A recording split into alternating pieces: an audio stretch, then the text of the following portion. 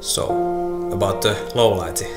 In Finland we only get few hours sunlight a day, so if we go up north we don't get even that. It's almost always night or dark, and in low light situation it's sometimes hard to film if you don't have very good camera or you don't have external lighting. So what do you do? Because you can still film, and let me show you. First of all, your camera isn't everything. You can use any camera system, it doesn't matter. It's all about the light and preserving the light what you have. Never try to film in total darkness, because it's very hard, almost impossible, and better to embrace the darkness and the highlights. So use the darkness to your advantage, and remember to understand that when it's dark, it's dark. There can be complete black. There doesn't have to be details everywhere, because it's filmed in dark. So what often happens when you don't have very good camera, or camera that doesn't work well in low light situation, what you do, you crank up the ISO.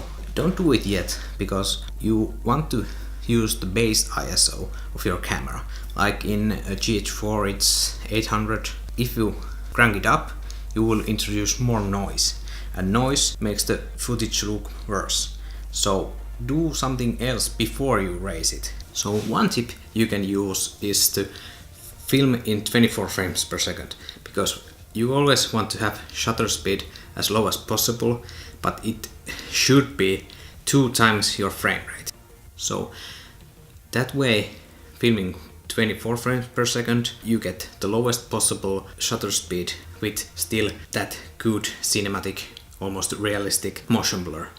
Because if you crank it up, your footage will look more home video like, and if you lower it, then you get too much motion blur. You can use that also if you film like establishing shot from the city where isn't a lot of movement. You can lower that shutter speed, because then you get more light. If there isn't too much movement, you don't get that motion blur showing in your video. So next tip, my dog.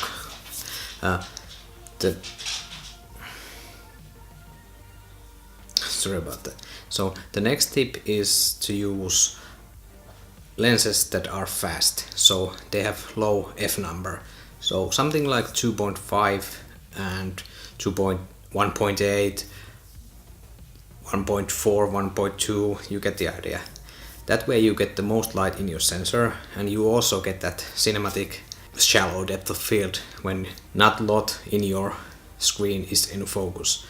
Sometimes it's not very good, because it's not always good to have very shallow depth of field.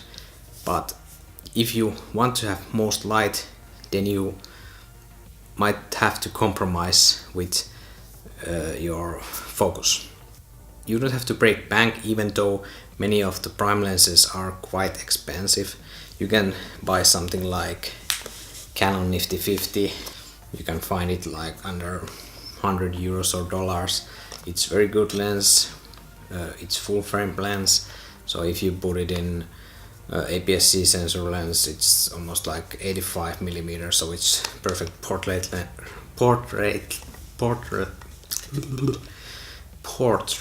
lens. Not easy to say for me. And my favorite lens, Lumix 25mm 1.7 for Macro Four Thirds cameras. This is basically 50mm equivalent in full frame. So you can find cheap lenses that are fast. You can even buy some old Helios lenses.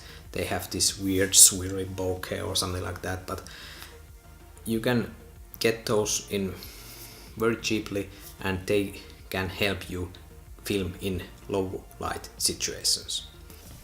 So when you think your gear is ready for it, then the most important thing is to film in right places. So find places with light sources. Your camera cannot film in complete darkness, and you shouldn't, because it's not realistic. There is few ways to use those light sources. The most simple thing is to have your subject in front of the light source and yourself with camera between the light source and the subject.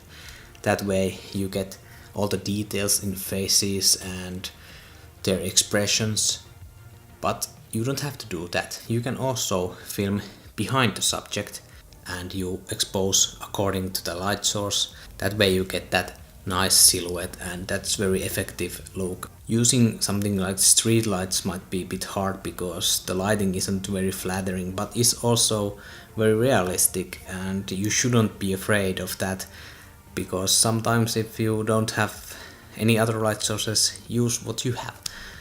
And bringing your own lights, it's not always possible, and it's not maybe the most realistic look if you have perfectly lit subject with studio lights. And you can also change the mood by choosing the light sources that come from above, so you get these black shadows in the eyes and it's a bit more serious or moody. You can use it to your advantage. It's also cool if you have a fast lens, so you have very shallow depth of field and you film subject so that there is a lot of small lights behind the subject, and you focus on the person you are filming, and behind you have this nice pokeball show going on, and it's very effective and cool look also. Then when everything is done, you still probably have a little bit of noise or a lot of noise in your footage. What you can do is use denoiser in post. So something like Neat Video, it's very good. Don't go overboard because it will smooth out your footage. You sometimes have to resharp it a little bit, not too much, because you want it to look natural still. But that is very good tip also, and Neat is one of the best. It costs a little bit, but it's much better than something you have in Premiere or After Effects. So the main point, use light sources. Find places that have light sources. Otherwise, nothing I tell you will help you. And use those to your advantage. Second thing is the ISO in your camera. Don't raise it too much because you introduce more noise. If you have to, then it's compromise you have to do. Get lens that is fast. The faster the lens, the more you can get light on your sensor. And film in lower frame rates. Don't try to film something like 120 frames per second, because you have to have that 2 times frame rate the shutter speed. So you want to have low shutter speed to get motion blur correctly, you get most light in your sensor, and you can lower it if you are filming things that aren't moving a lot.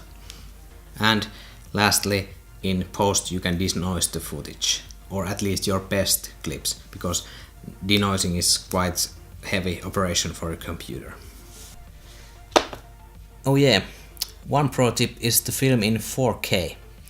When you film in 4K and resize it to 1080, the noise gets smaller and it's not that noticeable, so you can use that also. I think that's it. Hopefully these tips help you, and let me know what else you do to get those shots in low light situations, and see you next video. Bye.